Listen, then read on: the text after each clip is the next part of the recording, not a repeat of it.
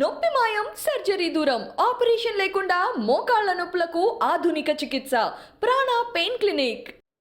తనైన భారత రాజ్యాంగం ప్రకారం శిక్షిస్తా 14 జూన్ 2014 గౌరవ తెలంగాణ ముఖ్యమంత్రి చంద్రశేఖరరావు గారు మొట్టమొదటి శాసనసభలో మొట్టమొదటిసారి ముఖ్యమంత్రి హోదాలో మాట్లాడుతూ చెప్పినటువంటి మాట.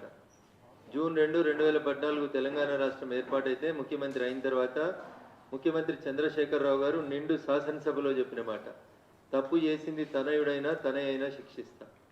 తరతమ పరతమ అనేటువంటి భేదాలు ఏముండయి, అగ్రకులాలు కింది కులాలు అనేటువంటి తేడాలు చూపెట్టాం. భారత రాజ్యాంగం ప్రకారం అందరినీ సమానమైనటువంటి దృష్టితో చూస్తాం. భారత రాజ్యాంగాన్ని కాపాడుతాం, ప్రజల్ని కన్నబిడ్డలోనే చూస్తాం, ప్రభుత్వ ఆస్తుల్ని కాపాడుతాం. ప్రభుత్వం ఇచ్చేటువంటి ఫలాలన్నీ పేద ప్రజలకు మాత్రమే చెందాలి, పేద ప్రజలే లక్ష్యంగా మా ప్రభుత్వం పనిచేస్తుంది. ఈ అసెంబ్లీలో ఉన్నోళ్ళు ఈ మంత్రులు కాక మీడియా మిత్రులకి వెళ్ళి సమాజంలో ఉన్నటువంటి మేధావులందరితోటి ఓ కమిటీ వేసి కొత్తగా వచ్చినటువంటి అప్పుడు 29 రాష్ట్రాలు అన్న దేశంలో ఇప్పుడు 29వ రాష్ట్రమైన తెలంగాణ సుభిక్షంగా ఉండాలంటే ఎట్లుండాలి ఏందనే దానికోసం నాకు ఒక కళ ఉంది, ఒక కల్పన ఉంది.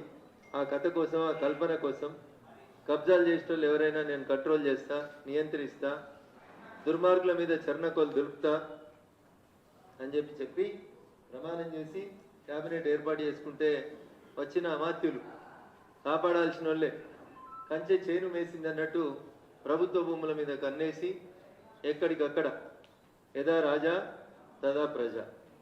ముఖ్యమంత్రి గారు ముందు నాగలు ఎట్లా పోతే వెనకాల నాగలు కూడా గట్లే పోవాలి. మా సార్ ఫామ్ హౌస్ కట్టుకుంటే మేము ఫామ్ హౌస్లు కట్టుకోవాలన్నా కట్టుకోవద్దా?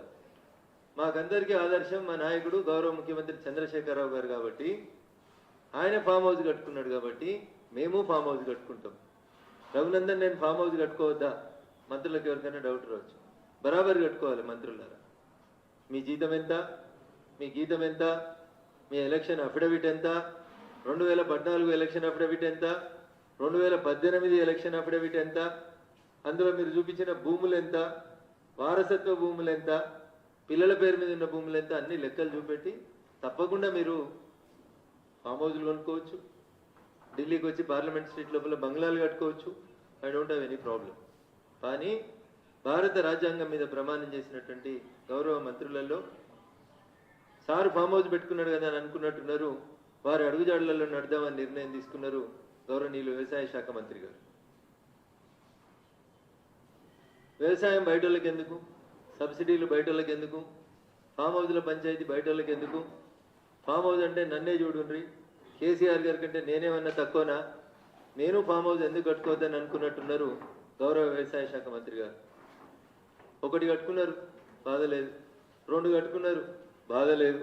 3వది కూడా కడుతున్నారు. అయితే ఇక్కడ బాధ ఏంటి అంటే వారు నిజాయితీగా భూమి కొనుక్కొని కట్టుకుంటే మనకు ఎవరికి కూడా ఎట్లాంటి ఇబ్బంది కానీ బాధ కానీ ఉండాల్సినటువంటి అవసరం లేదు.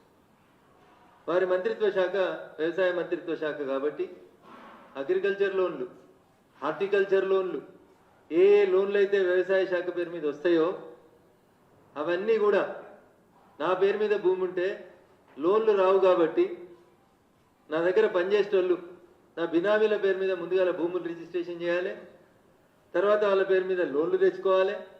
లోన్లు వచ్చినాక కొద్ది రోజులకు ఆ భూముల్ని కుటుంబ సభ్యుల పేరు మీదకి తర్జుమా చేసుకోవాలి. అందుకనండి జర పుస్తకాలు ఎక్కువైనాయి ఏమనుకోకూరి. ఈ పుస్తకాలన్నీ మీకు ఇస్తే విషయం మొత్తం అవగతం అవుతుంది. గౌరవనీయులు మంత్రి గారు ఒక మంచి ఫామ్ హౌస్ కట్టుకున్నాడు అన్న. 165 ఎకరాలకి కాంపౌండ్ వాల్ కట్టిండు. 165 ఎకరాలకి కాంపౌండ్ వాల్ కట్టిండు. అయితే ఈ 165 ఎకరాల కాంపౌండ్ వాల్ ఒక ఫోటోలో రాదు కాబట్టి 3 వేర్వేరు దిక్కులకి వెళ్ళి ఫోటోలు తీసుకొచ్చిన వాళ్ళు. ఈ 3 ఫోటోలు కలిపితే సార్ ఫామ్ హౌస్ చుట్టూ అవుతుంది. 165 ఎకరాల వ్యవసాయ భూమికి సార్ కాంపౌండ్ వాల్ కట్టింది. లోపల ఒక మంచి గెస్ట్ హౌస్ కట్టింది. అయితే ఈ ఫామ్ హౌస్ ఏంది, ఈ వ్యవసాయ భూమి ఏంది, ఈ తోట మీద నీకున్న అభ్యంతరం ఏంది రఘునందన్, లేదా మీడియా మిత్రులకు ఉన్నటువంటి అభ్యంతరం ఏంది అని రేపు ఎవరైనా ప్రశ్నించవచ్చు. ఈ తోట మీద నాకున్న అభ్యంతరం ఏంటంటే ఈ తోట కట్టింది కృష్ణా నది పరివాహక ప్రాంతం, కృష్ణా నది పారుకుంటూ పోతున్నటువంటి దాని పక్కపొంటి సార్ జాగ కొనుక్కున్నాడు. అధికారికంగా రిజిస్టర్ అయినటువంటి సేల్ డీడ్ల ప్రకారం వారు రిజిస్టర్ చేసుకున్నటువంటి భూమి 80 ఎకరాల భూమి. వారు అధికారికంగా రిజిస్టర్ చేసుకున్నటువంటి భూమి 80 ఎకరాల భూమి. కాంపౌండ్ వాళ్ళు పెట్టింది సుమారు 160 ఎకరాల కాంపౌండ్ వాళ్ళు పెట్టింది. నీకెట్లా తెలుసు? నువ్వు గొలిచినవా? మళ్ళీ మా సార్ అంటాడు ట్రాక్టర్ తెచ్చి దున్తా అంటే దున్ను అంటాడు గట్లా. అట్లే ఈ కాంపౌండ్ వాళ్ళు ఎక్కడిది, నువ్వు ఎట్లా కొలిచినవో అని అడుగుతారు సార్లు. దీన్ని కొలవడానికి సైన్స్ని టెక్నాలజీని వాడుకున్నాం. కాంటూర్స్ అని చెప్తారు భూమి కొలుస్తున్నందుకు. ఆ కాంటూర్ లెవెల్స్ తీసుకొని ఏ సర్వే నెంబర్లో ఎంతెంత ఉంది, ఎక్కడెక్కడ ఎంతెంత కబ్జాకు గురైంది. అసలు కబ్జా అనే పదం ఎందుకు వాడుతున్నావు రఘునందన్ అంటే, మనం కట్టాలనుకుందే ఇట్లా కృష్ణా నది ఇట్లా నీళ్లు వారుకుంటూ పోతుంటే దాని బ్యాంకున అంటే దాని ఒడ్డునే మనం ఇట్లా గవర్నమెంట్ ల్యాండో ప్రైవేట్ ల్యాండో కొనుక్కున్న ల్యాండో అంతా ఈ పక్కన చూపెట్టి దీన్ని ఆనుకొని ఉన్నటువంటి నదిలో ఇక్కడికి కాలువ అయిపోతే దీన్ని ఆనుకొని ఉన్న నది లోపల 6 మీటర్ల ఎత్తు కింద నదిలోంచి కాంపౌండ్ వాళ్ళు లేపుకుంటూ వచ్చారు. 6 మీటర్ల ఎత్తు లేపి ఇక్కడ ఉన్నటువంటి పొలానికి సమానం చేసి దాన్ని మొత్తం మట్టి ఫిల్అప్ చేసి ఇక్కడికి నుంచి వాగు వారుతుందన్న కృష్ణా నది వారుకుంటూ పోతుంది. ఇది నా భూమి, ఇక్కడ నుంచి కృష్ణా నది వారుకుంటూ పోతుంది. ఈ కృష్ణా నదిని ఎంకరేజ్ చేసి లోపలికి పోయి కృష్ణా నదిలో గోడ కట్టి దాంట్లో మొత్తం మట్టి ఫిల్అప్ చేసారు. ఇది కృష్ణా నది పరివాహక ఫోటో. ఇది కృష్ణా నది పరివాహక ప్రాంతం. దీని లోపల ఇక ఇంత దాకా వచ్చి వీళ్ళు కాంపౌండ్ వాళ్ళు కట్టుకుంటూ వచ్చారు. రౌండ్ మార్కేషన్. ఇప్పుడు మీకు అన్ని బుక్స్ పంపిస్తాం. దాదాపు కృష్ణా నది పరివాహక ప్రాంతంలో 2 పొరపాట్లు చేసిండ్రు మంత్రి గారు. ఒకటి, నదిని కబ్జా చేసిండ్రు. 2, నదిని డీసిల్టింగ్ చేసిండ్రు. అంటే గోడగట్టి 6 ఫీట్ల ఎత్తు గోడగట్టి న్యాచురల్ భూమి లెవెల్కి తీసుకొచ్చి దాన్ని మొత్తం మళ్ళా బయట నుంచి మట్టి తీసుకొచ్చి ఫిలప్ చేసి దాంట్లో సబ్సిడీ రావాలని చెప్పి మళ్ళీ మనం ఏం చెప్తున్నాం ఈ మధ్యలో, దేశానికి ఫామ్ ఆయిల్ అంతా బయటికి వెళ్ళి కొంటున్నారు, తెలంగాణ ఒకటే ఫామ్ ఆయిల్ పెడుతుంది. పెట్టురు, మాకేం ఇబ్బంది లేదు. కానీ దీని మీద తీసుకున్న సబ్సిడీ ఎంత? ఈ సబ్సిడీ ఎవరి పేరు మీద తీసుకున్నాం? వ్యవసాయ సబ్సిడీలు, హార్టికల్చర్ సబ్సిడీలు, ఈ రాష్ట్రంలో పేద చిన్న సన్నకారు రైతులకు రావాల్సినటువంటి సబ్సిడీలు మన కాంపౌండ్ లోపల ఎన్ని తీసుకున్నాం. మీరు ఆశ్చర్యపోతారన్న.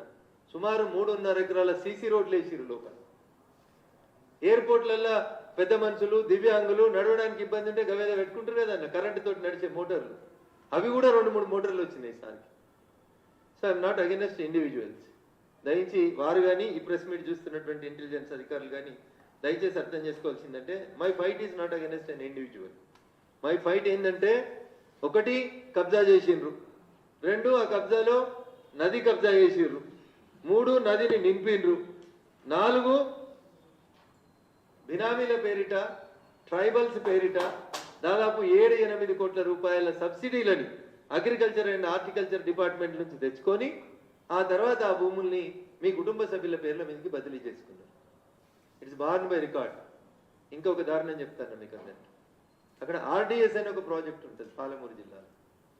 ఆర్డిఎస్ ప్రాజెక్ట్ కట్టేటప్పుడు, ఆర్డిఎస్ కాలువల నిర్మాణం జరిగేటప్పుడు రాష్ట్ర ప్రభుత్వం ల్యాండ్ ఎక్విజిషన్ చేసింది. ల్యాండ్ ఎక్విజిషన్ చేసినటువంటి భూమిలో ఒక సర్వే నెంబర్లో సుమారు దగ్గర 20 ఎకరాల భూమి వాళ్ళ అవసరాలకు వాడుకోగా మిగిలింది. ఆర్డిఎస్ వల్ల వివిధ అవసరాలకి వాడుకోగా మిగిలిన భూమి దాదాపు 20 ఎకరాల భూమి ఉంటుంది. దాంట్లో సర్వే నెంబర్ 60 అన్న.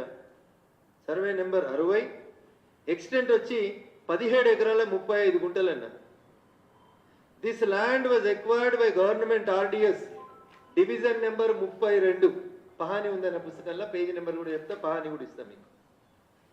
This land was acquired by government for RDS division 32.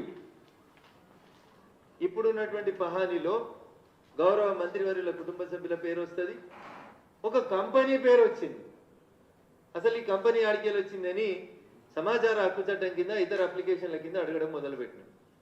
Company ఆడికేలే వచ్చింది, కుటుంబ సభ్యులు ఆడికేలే వచ్చిండ్రు. మీకు పహానీలో ఇంకా దుర్మార్గం.